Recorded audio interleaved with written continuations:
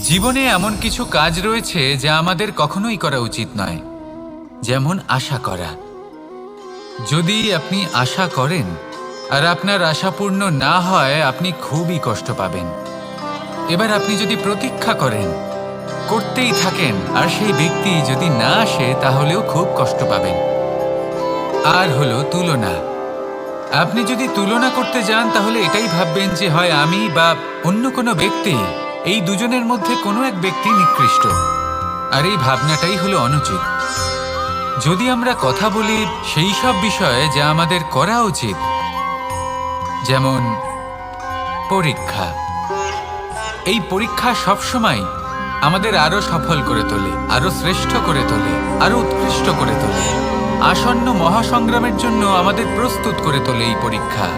তাই এই পরীক্ষার থেকে কখনোই পালাবেন না, এর সম্মুখীন হন। আর হলো কর্ম। কর্ম করা কখনোই বন্ধ করবেন না।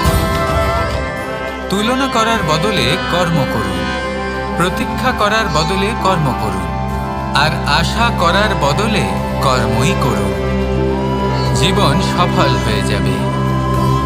দেখুন, সবার শেষে সত্যি বলতে এই কর্ম আর এই পরীক্ষা, এই দুই আমাদের জীবনকে সুখী করে তুলতে পারে। আসুন আর আমার সাথে ভালোবেসে বলুন, রাধা রাধা। মানুষ তার জীবনে শিক্ষা এবং প্রেম, এই দুই লাভ করে তার মাতা, পিতা এবং গুরুর কাছ থেকে। কিন্তু মানুষ সবথেকে বেশি ভালোবাসে নিজের মাতাকে, কারণ মাতা খুব নির্মল চিত্তে ভালোবাসে, শান্ত মনে আমাদের অন্তরে শক্তির সঞ্চার করে থাকেন, আমাদের উৎসাহ দেন, বলশালী করে তোলেন। ব্যাপারটা কিন্তু এমন নয় যে আমরা নিজেদের বাবা বা গুরুকে ভালোবাসি না, তাদেরকেও আমরা অত্যন্ত ভালোবাসি। শুধু ওনাদের কঠোর ব্যবহার দেখলে আমরা একটু ভয় পেয়ে যাই। এবার ওনাদের এই কঠোর ব্যবহার আমাদের ভালো না লাগলেও অত্যন্ত আবশ্যক, কারণ মাতার থেকে আমরা যে শক্তি লাভ করি তা যেন নিয়ন্ত্রণ হারিয়ে বিধ্বংসী না হয়ে ওঠে। আমরা যেন কোনো কুপথে না চলে যাই, আমরা কখনো যেন দোষ না করে ফেলি।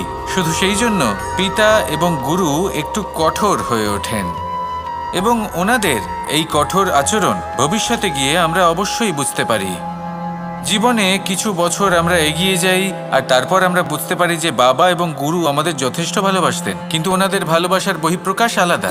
প্রয়োজনীয় হলো এটা দেখার, এটা বোঝার যে শুরু থেকে আমাদের প্রতি ওনাদের আচরণ কেমন ছিল। ওনাদের কঠোর হওয়ার পেছনে ওনাদের ভালোবাসাটা বোঝার চেষ্টা করুন, ওনাদের চিন্তাটা বোঝার চেষ্টা করুন, ওনাদের পথপ্রদর্শনের আড়ালে আপনার ভবিষ্যতের জন্য যে পরিকল্পনা ওনারা করেছেন সেটা বোঝার চেষ্টা করুন। তখন আপনারা বুঝতে পারবেন ওনাদের ভালোবাসাকে। আপনার মনের মধ্যে আপনা থেকেই ওনাদের প্রতি সম্মান জেগে উঠবে। নিজের পিতা এবং নিজের গুরু, এই দুজনের প্রতি কৃতজ্ঞতা প্রকাশ করুন আর আমার সাথে ভালোবেসে বলুন, রাধা রাধা। আমি অনেক সংখ্যক মানুষকে দেখেছি, তাদের কাছে অত্যাধিক জ্ঞান আছে, শিল্প আছে, ধন আছে, কীর্তি আছে, কিন্তু তারা এই সব কিছু নিজেদের কাছেই রাখেন, এই সমাজে বিতরণ করেন না। কারণ হলো ভয়। ওনাদের মনে হয় যে যদি আমি এই সব কিছু সমাজে বিতরণ করি, তাহলে সমাজ আমার শিল্প হোক, ধন হোক, জ্ঞান হোক, কীর্তি হোক, সবকিছু চুরি করে নিয়ে যাবে, আর তার বদলে আমি কিছুই পাবো না। এটা কিন্তু সত্য নয়। সত্য হলো এটাই যে যদি আপনি নিজেকে এই সংসারের প্রতি সমর্পিত করেন, তাহলে এই সংসার আপনার প্রতিও সমর্পিত থাকবে। আপনি শুধু ধন, জ্ঞান, কীর্তি, সম্মান পাবেন তাই নয়, বরং এই সমাজ আপনাকে নিজের চোখে হারাবে, মনের মধ্যে স্থান দেবে। তাই এই ভয় ত্যাগ করে দেখুন কিভাবে এই সমাজ আপনাকে প্রেম সমর্পণ করে। আসুন আমার সাথে ভালোবেসে বলুন, রাধা রাধা। জীবন কিসের উপর নির্ভরশীল? ধনের ওপর, বৈভবের ওপর, নিঃশ্বাসের ওপর? না, এই জীবন নির্ভরশীল বিশ্বাসের ওপর। বিশ্বাস নিজের ওপর, বিশ্বাস আমাদের আপনজনের ওপর। কিন্তু যখন এই বিশ্বাস ভেঙে যায়, তখন মানুষের মনও ভেঙে যায়, আর তারপর সে অন্য কিছু করতেই পারে না। তখন কি করা যেতে পারে? তিনটে কাজ আছে যা আপনি করতে পারেন। প্রথম, ভালোবাসা। যাকে আপনি ভালোবাসেন, যারা আপনাকে ভালোবাসে, ভুল যারই হোক না কেন, তার কাছে ক্ষমা চাইতে কখনোই সংকোচ বোধ করবেন না। দ্বিতীয় হলো বিশ্বাস। যারা আপনাকে ভালোবাসেন, আপনাকে বিশ্বাস করেন, তাদের বিশ্বাস কখনো ভাঙবেন না। তৃতীয় হলো আশা। যারা আপনাকে ভালোবাসেন, আপনাকে বিশ্বাস করেন, তাদের আশা আপনার সাথে জড়িত। তাদের থেকে কখনো কিচ্ছু লুকোবেন না। এই তিনটে কাজ করুন আর এই জীবন সুপ্রসন্ন হয়ে বলবে, রাধা রাধা। মানুষের জীবনে দুই ধরনের আবেগ থাকে যা চিরকাল তার সাথে বসবাস করে। প্রথম, স্বপ্ন। দ্বিতীয়, অজুহাত। মানুষ হাজার হাজার স্বপ্ন দেখতে পারে। আমাকে এই কাজ করতে হবে, আমাকে ওখানে ঘুরতে যেতে হবে, আমায় জীবনে এই অসম্ভব কাজ বাস্তবায়িত করে দেখাতে হবে, আদি ইত্যাদি। এবার ঠিক যেমন স্বপ্ন দেখেন, সেইভাবে অজুহাতও খুঁজে নিয়ে আসেন। আমি এই স্বপ্ন পূরণ করতে পারলাম না, কারণ আমাকে কেউ সাহায্যই করল না, কারণ আমি দুর্বল হয়ে পড়েছিলাম, কারণ আমার কাছে সময়ই ছিল না, আদি ইত্যাদি। এবার সাফল্য এবং অসফলতার মাঝখানে এই ধরনের সংঘর্ষ হতে থাকে। সাফল্য তখন লাভ করা সম্ভব যখন আপনার স্বপ্ন আপনার অজুহাতের থেকে অনেক বড় হয়, আর অসফলতা তখন পাবেন যখন আপনার অজুহাত আপনার স্বপ্নের থেকে অনেক বড় হয়। আপনি যদি সাফল্য লাভ করতে চান, তাহলে চেষ্টা করতে থাকুন, পরিশ্রম করুন। যদি অসফল হন, তাহলে ভয়ভীত হওয়ার কোনো প্রয়োজন নেই। নিজের ভুল বুঝুন, তাকে শুধরে নিন, আবার চেষ্টা করুন। কিন্তু যদি নিজের জীবনে অজুহাত নিয়ে আসেন, তখন স্বপ্ন কখনো পূরণ হবে না। আসুন আমার সাথে ভালোবেসে বলুন, রাধা রাধা। ভয়ের সাথে আমরা সবাই পরিচিত, কষ্টও আমরা সবাই পেয়েছি।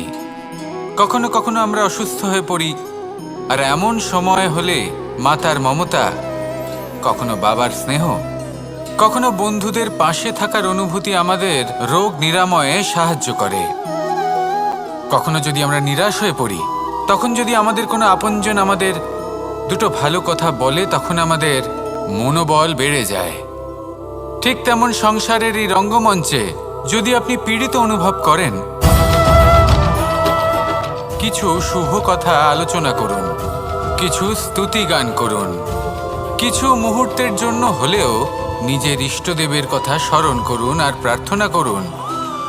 সাহস বাড়বে, শক্তিও বৃদ্ধি পাবে এবং সামনে এগিয়ে চলার পথও দেখতে পাবেন। তখন এই মন প্রসন্ন হয়ে বলবে, রাধা রাধা। কখনো কখনো অন্ধকারের সাথে লড়াই করার জন্য আমরা প্রদীপ জ্বালাই। এতে প্রথমে সলতে রাখি, তারপর তেল ঢালি, তারপর আগুন জেলে এটা প্রজ্বলিত করি। তারপর একটা সময় আসে যখন এই প্রদীপ নিভে যায়। কারণটা কি? কারণ কি এটা যে প্রদীপের প্রকাশমান হওয়ার ক্ষমতা সমাপ্ত হয়েছে? না। এই যে আগুন আমরা দেখতে পাচ্ছি, এই আগুনের জন্য যে শক্তির প্রয়োজন হয় তা আসে এই তেল থেকে। যদি এই তেল সমাপ্ত হয়ে যায়, তাহলে এই প্রকাশ তাও সমাপ্ত হয়ে যায়। আর আমাদের জীবনে এই তেল হলো আমাদের কর্ম, আর এই আগুন আর এর দ্বারা উৎপন্ন হওয়া প্রকাশ আমাদের ভাগ্য। যত আমাদের কর্ম ক্ষীণ হতে থাকবে, আমাদের ভাগ্য সৌভাগ্য কোথাও না কোথাও লুপ্ত হয়ে যাবে। যে উজ্জ্বল ভবিষ্যৎ আমরা চাইছি তা কখনো লাভ করতে পারবো না যদি কর্ম না করি। ঠিক যেমন তেল ছাড়া অগ্নি উৎপন্ন হয় না, তেমনি কর্ম ছাড়া সৌভাগ্য হয় না। আর যেমন কর্ম তেমন ভাগ্য। তাই সবসময় কর্ম করতে থাকুন, কর্ম করা থামাবেন না। আর আমার সাথে ভালোবেসে বলুন, রাধা রাধা। জীবনে তিনটি বিষয় আছে, তিনটি বস্তু আছে, তারা যেন আপনাকে কখনো বশে না করে নিতে পারে। প্রথম হলো ধন। ধন যতক্ষণ আপনি ব্যবহার করতে থাকেন, যতক্ষণ তা আপনার কাজে আসছে, ততক্ষণ ঠিক আছে, এই ধন আপনার কাছে অমৃত। কিন্তু যখন এই ধন আপনাকে ব্যবহার করতে শুরু করে, বুঝে যাবেন যে আপনার পতনের সময় শুরু হয়েছে। দ্বিতীয় বিষয়, ফেলে আসা অতীত। যাই করুন আপনি অতীত পাল্টাতে পারবেন না, আর এই সত্যিটা আপনিও জানেন। কিন্তু তাও এর বশবর্তী আমরা হয়ে পড়ি, আর যখন তাই হয় তখন এই সংসারে আমরা যেখানেই যাই না কেন, যত বড়ই সুখ লাভ করি না কেন, সেই সব আমাদের কাছে তিক্ত বলে মনে হয়। তৃতীয় বিষয়, আপনার আশেপাশের মানুষ ভিন্ন ভিন্ন ধরনের মানুষ হয়, যাদের চিন্তা ভাবনা এবং দৃষ্টিভঙ্গি ভিন্ন ভিন্ন প্রকারের। যদি এদের বশবর্তী আপনি হয়ে পড়েন, তাহলে কেউ বলবে এটা করো, এটা ভালো, কেউ বলবে এটা করো না, ওটা করো, ওটা ভালো কাজ, কেউ বলবে এই দুটোই করো না, অন্য কিছু করো।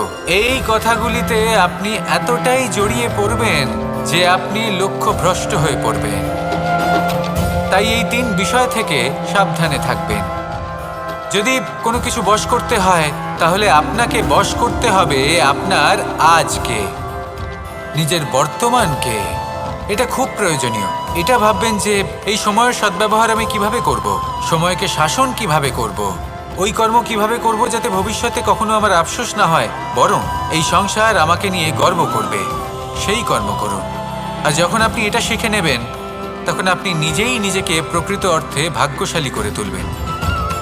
আসুন আমার সাথে ভালোবেসে বলুন, রাধা রাধা। অনেক সময় আমরা কারোর নীরবতাকে তার দুর্বলতা ভেবে বসি।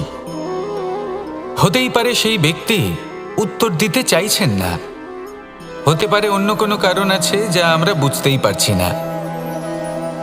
সেই জন্য তাকে দুর্বল ভেবে নেওয়া অনুচিত। দেখতে গেলে এই বিশাল সমুদ্র এও কিন্তু নীরব, শান্ত হয়। কিন্তু যখন সে রুদ্র মূর্তি ধারণ করে তখন কি হয়?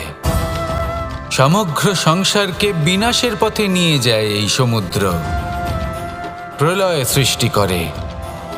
সেই জন্য কারোর সহ্য শক্তিকে দুর্বলতা বলে মনে করবেন না,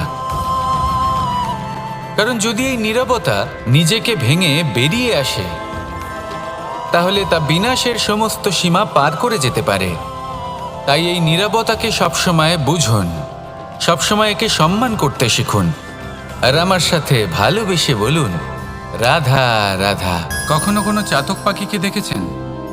কথায় আছে যে বছরে মাত্র একবার সে তার তৃষ্ণা মিটিয়ে থাকে, আর তাও আকাশে ভেসে থাকা মেঘের দ্বারা ঘটানো বৃষ্টির জলের ফোঁটা থেকে। আর কোথাও থেকে সে তার তৃষ্ণা পূরণ করে না। সারা বছর সে নিদারুণ গরম সহ্য করে, তীব্র শীতও সহ্য করে, শুধু এই আশা নিয়ে যে বছরে একবার অন্তত সেই মেঘের ঘন ঘটা হবে, বৃষ্টি হবে, আর সে তার তৃষ্ণা নিবারণ করবে। এটা আসলে কি?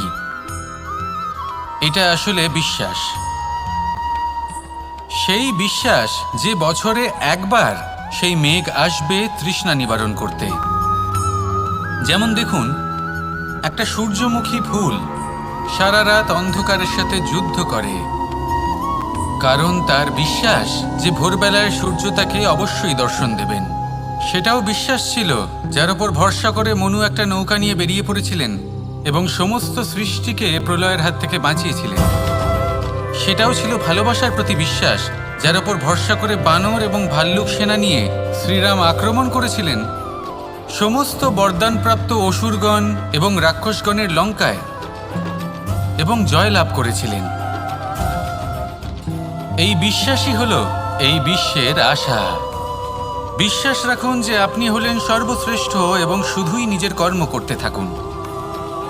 এই বিশ্বাসের আশাই আপনাকে প্রতি মুহূর্তে বল প্রদান করবে।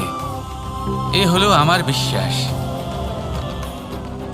আসুন আর আমার সাথে ভালোবেসে বলুন, রাধা রাধা।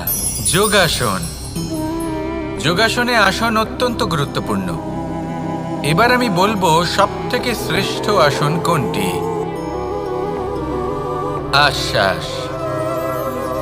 নিজেকে আশ্বস্ত করতে থাকুন যে আমি আছি, সব ঠিক হবে, যা হচ্ছে ভালোর জন্য হচ্ছে।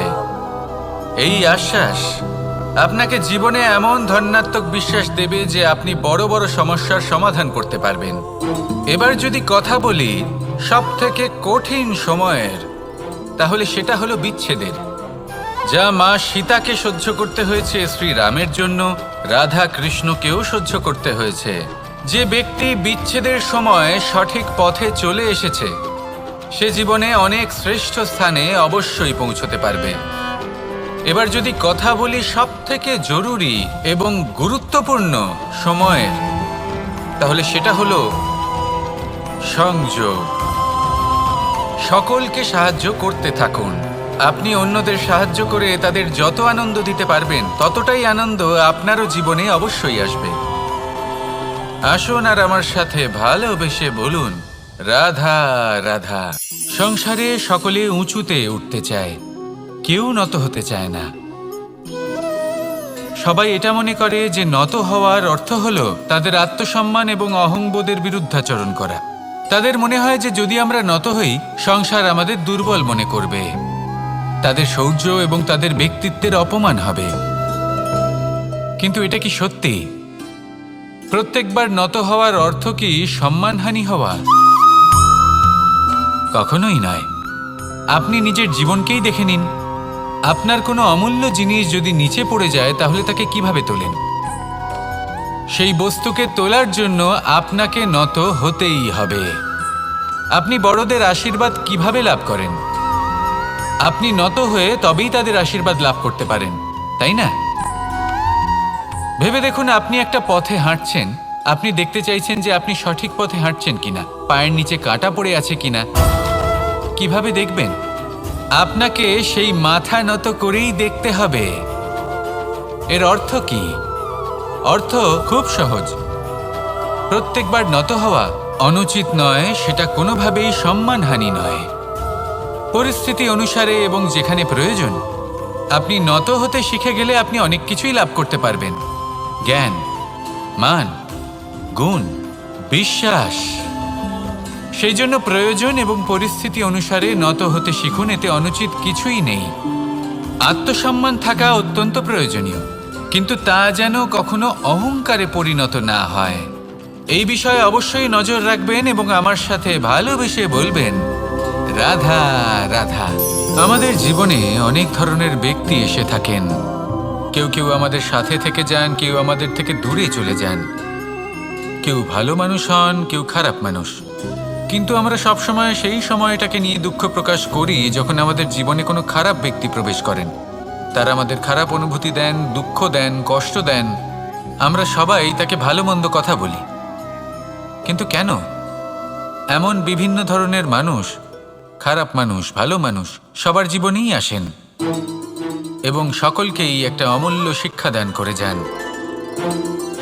এবার আপনি নিজেই ভেবে দেখুন, জীবনে যখন প্রথমবার আপনি আগুন স্পর্শ করেছিলেন তখন আপনি একটা শিক্ষা লাভ করেছিলেন যে আমাকে আগুনের থেকে একটু দূরে থাকতে হবে। তারপর আস্তে আস্তে আপনি শিখলেন যে কিভাবে এই আগুনকে নিয়ন্ত্রণে রাখতে হবে।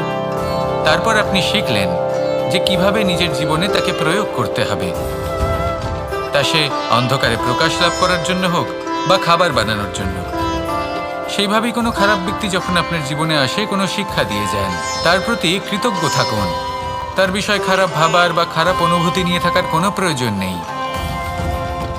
সেই শিক্ষা লাভ করুন, ইতিবাচক মনোভাব নিয়ে জীবনের সামনে এগোতে থাকুন। কেউ নেই যিনি আপনাকে বাধা দিতে পারেন। আসুন আমার সাথে ভালোবেসে বলুন, রাধা রাধা। অনেক সময় আমরা জীবনে অনেক মানুষকে এমন বলতে শুনে থাকি যে আমি অসফল হয়েছি কারণ আমার সময় ভালো যাচ্ছিল না। আমি এই জিনিসটা লাভ করতে চাইছিলাম কিন্তু করতে পারলাম না কারণ আমার সময়টা ভালো যাচ্ছিল না। আমি আমার জীবনে ওই মহান কাজটা করতে চাইছিলাম কিন্তু করতে পারলাম না। কেন? কারণ আমার সময়টা ভালো যাচ্ছিল না। কিন্তু যে মুহূর্তে ভালো সময় আমার জীবনে আসবে আমি সব কিছু প্রাপ্ত করব। এমন প্রায় প্রত্যেকেই বলেন। আসুন একটা কথা বোঝা যাক। একজন মালিকে দেখুন, সে প্রত্যেক দিন গাছের সেবা করে, তাকে জল দেয়, তার যত্ন আত্তি করে। কেন? প্রত্যেক দিন সেই গাছ ফল দেয় না। সঠিক সময় এলে তবেই সেই গাছ ফল দেয়, কিন্তু প্রত্যেক দিন মালি তার সেবা করে, তাকে যত্ন করে। শুধুমাত্র তখন করে না যখন সেই গাছ ফল দিতে সক্ষম।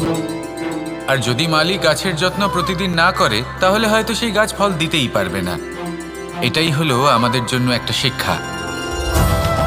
যখন সময় আমাদের জন্য অপেক্ষা করে না, তখন আপনি সময়ের জন্য কেন অপেক্ষা করছেন? ভালো সময়ের জন্য অপেক্ষা করবেন না। ভালো এবং শুভ কর্ম দ্বারা ভালো সময়কে নিজের কাছে টেনে আনুন। নিরন্তর কর্ম করুন, পরিশ্রম করতে থাকুন। শুভ সময় আপনা থেকেই আপনার কাছে আসবে। আসুন আমার সাথে ভালোবেসে বলুন, রাধা রাধা।